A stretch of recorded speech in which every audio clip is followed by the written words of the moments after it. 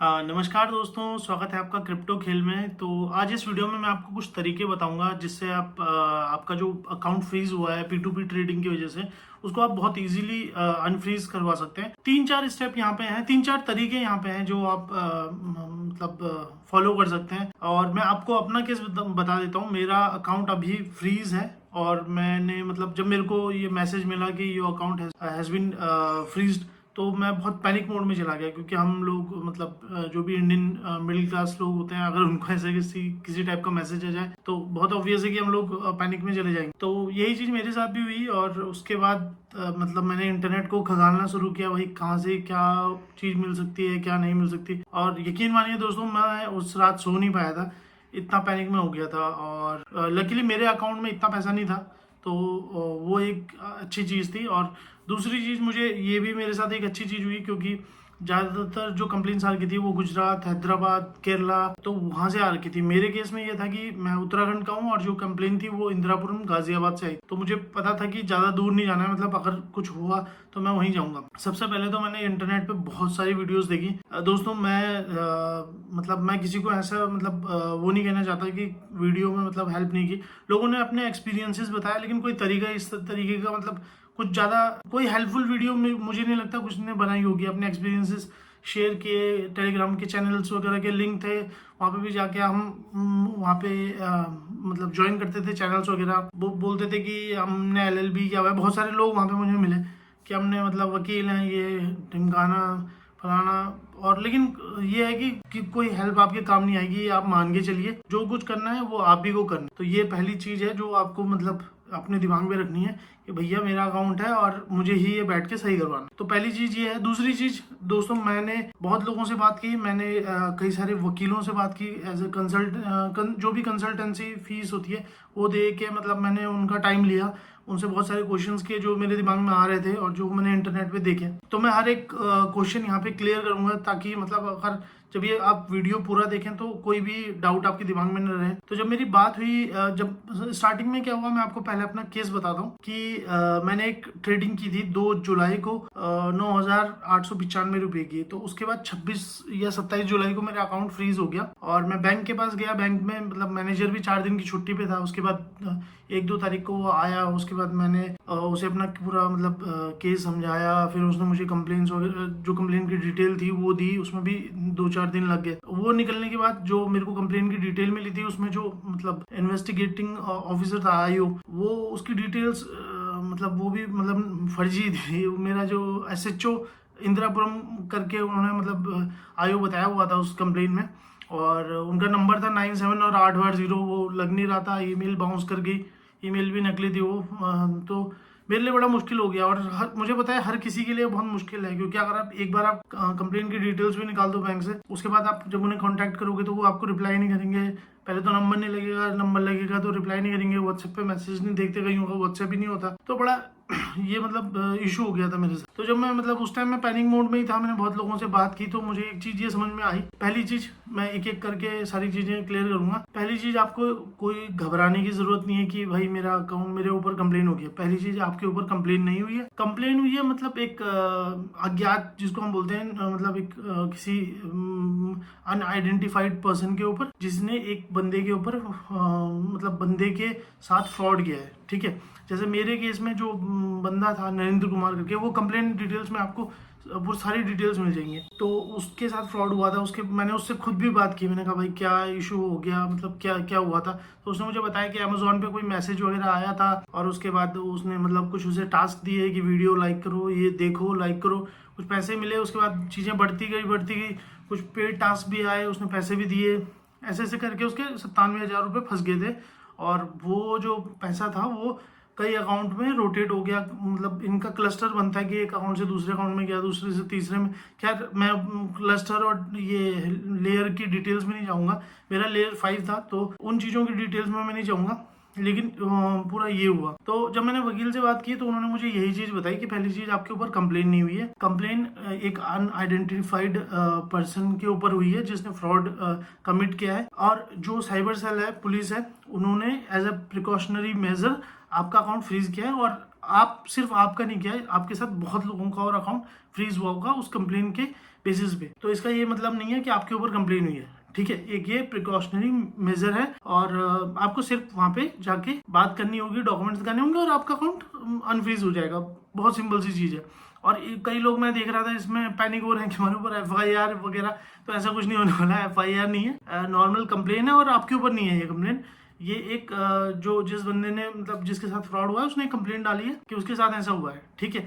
तो और इसमें मैंने एक और चीज वहां से पूछी, first party third party transfer. ये दोस्तों अभी तक शायद मतलब कोई मेरी बात से इत्तेफाक नहीं रखता होगा, कोई एग्री करेगा नहीं करेगा, बट कोई फर्क नहीं पड़ता है दोस्तों। आपका फर्स्ट ट्रांसफर है, थर्ड पार्टी ट्रांसफर है, सेकंड पार्टी ट्रांसफर है, उससे कोई फर्क नहीं पड़ता। इवन आपके पास ट्रांजेक्शन की डिटेल्स भी ना हो तो भी आपका अकाउंट अनफ्रीज हो सकता है बहुत इजीली। तो ये सारा किस्सा था। मैं बात को ज्यादा लंबा खींचूंगा नहीं, मैं सीधा मुद्दे पे पहुंचता हूँ कि क्या क्या तरीके हैं। पहला तरीका सिर्फ आपके पास ये है कि आप ये मान के चलिए कि अगर आपका 99% केस में आपका नंबर मतलब नहीं लगेगा, अगर लग गया 1%, तो आप फोन पे कोशिश कीजिए कि फोन पे ही सारी चीजें हो जाए। छोटा अमाउंट है तो मोस्ट प्रोबेबली हो ही जाएगा आपका फोन पे। बट अगर नहीं हुआ 99% केसेस में आपको पुलिस स्टेशन जो है अपने IO के पास विजिट करना ही पड़ेगा, ठीक है। आप वहां जाइए, उनको अपने डॉक्यूमेंट्स वगैरह दिखाइए, चाहे आपने मतलब बाइनेंस से किया हो, WZirX से, कॉइन DCX से, आपका चाहे Bybit, KuCoin, Gate IO, आप उसमें उनको ट्रांजेक्शन की स्क्रीनशॉट वगैरह दिखा दीजिए कि भाई मैं मेरी ये फेयर ट्रेड थी, मैंने फेयर ट्रांजेक्शन की, मेरे पास ये पैसा आया, मैंने ये पैसा दिया और उसके बाद मेरा कुछ दिन के बाद ये अकाउंट फ्रीज हो गया। आप ये देंगे तो 95% चांस है कि यहीं पे आपका केस खत्म हो जाए। आपकी कंप्लेन, आपका जो भी फीडबैक होगा वो ले लिया जाएगा एक कंप्लेन एक रिटर्न फॉर्म में, और आपके जो भी डॉक्यूमेंट्स वगैरह होंगे एविडेंस के उसमें, तो वो उसमें अटैच होंगे सारे के सारे और सब सेल्फ एस्टेड होंगे, सब कुछ सत्यापित किया जाएगा, आपको सारे पेपर में साइन करना होगा। और 95% केस में तो आपका जो भी है वो यहीं सॉर्ट हो जाएगा। सॉर्ट होने का मतलब ये नहीं है कि आपका फिक्स हो गया, शॉर्ट होने का मतलब ये है कि आपको 2-3 ऑप्शन मिलेंगे यहाँ पे भी। पहली चीज देखिए, अब यहाँ पे आपका जो डर है कि ऐसा कुछ होगा, ये मतलब कार्रवाई, वो कुछ नहीं होने वाली। यहाँ पे 2 ऑप्शन आपको मिलेंगे आपका अकाउंट अनफ्रीज होने के। पहला ऑप्शन ये है कि या तो आप पेमेंट रिवर्स कर दो, जैसे मेरे केस में 9,895 रुपीज है, तो वो मैं अगर रिवर्स कर दूं उसी पर्सन को तो मेरा अकाउंट अनफ्रीज हो जाएगा, ठीक है।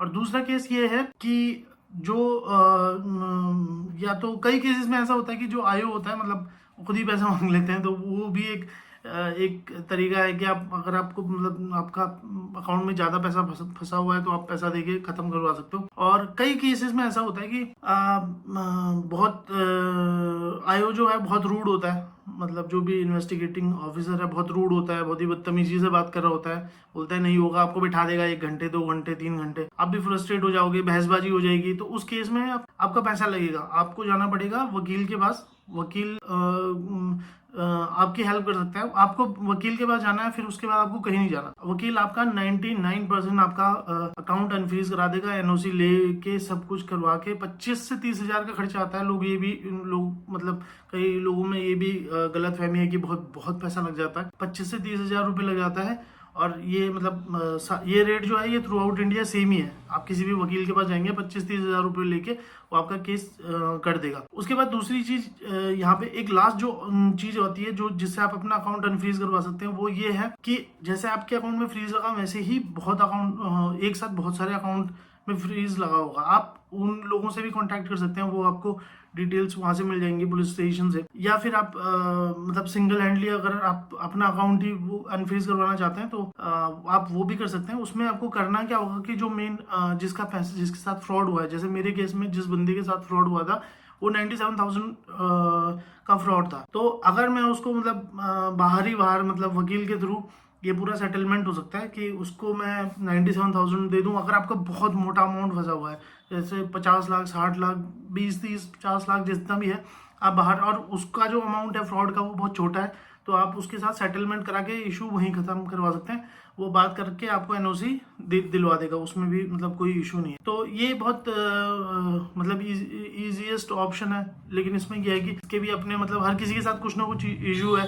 किसी में अमाउंट छोटा है, किसी में अमाउंट बड़ा है। कहीं पे लोग पैसा ही नहीं देना चाहते पुलिस को, क्योंकि वो बोलते हैं भाई, जो कि सही है, मतलब कि भाई हमने तो अपने USDT सेल किए तो हम क्यों पैसा दें, ठीक है। और कुछ लोगों में ये भी मतलब डर होता है कि भाई हमने टैक्स नहीं भरा, ये नहीं करा, तो मैं उस चीज़ पे तो कमेंट नहीं करूंगा कि टैक्स नहीं भरा, वो आपको भरना चाहिए, बट टैक्सेशन वाला डिपार्टमेंट बिल्कुल अलग है। पुलिस का जो है काम वो बिल्कुल अलग है। वो उनका काम है इन्वेस्टिगेशन करना, वो इन्वेस्टिगेशन करेंगे।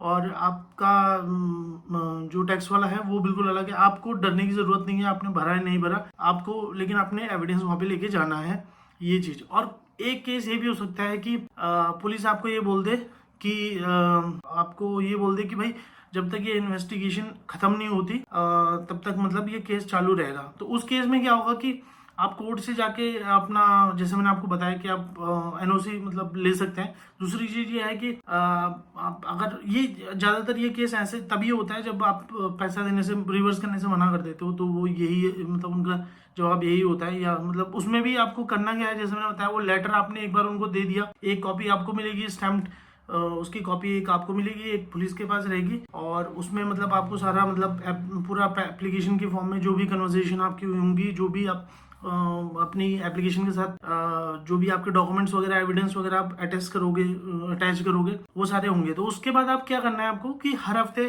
पुलिस को कॉल करना है और पूछना है कि अपडेट क्या है। मतलब चाहे एक हफ्ता हो, चाहे 2 हफ्ता, 4 हफ्ता, 1 महीना, 2 महीना, लेकिन वो इनिशियली वो केस सॉल्व होगा विद इन 6 मंथ। ये बहुत जरूरी है। लोगों को चीजें नहीं बताई, 6 महीने के अंदर उनको वो केस खत्म करना है। और अगर आपके पास अकाउंट में ज्यादा पैसा नहीं है और आपके पास टाइम है तो आप ये कर सकते हैं। बाकी सबसे इजीएस्ट ऑप्शन जो मुझे लगता है वो कोर्ट के पास जाके है। और सबसे इजीएस्ट है कि आप जाके आईओ से डायरेक्ट बात करो।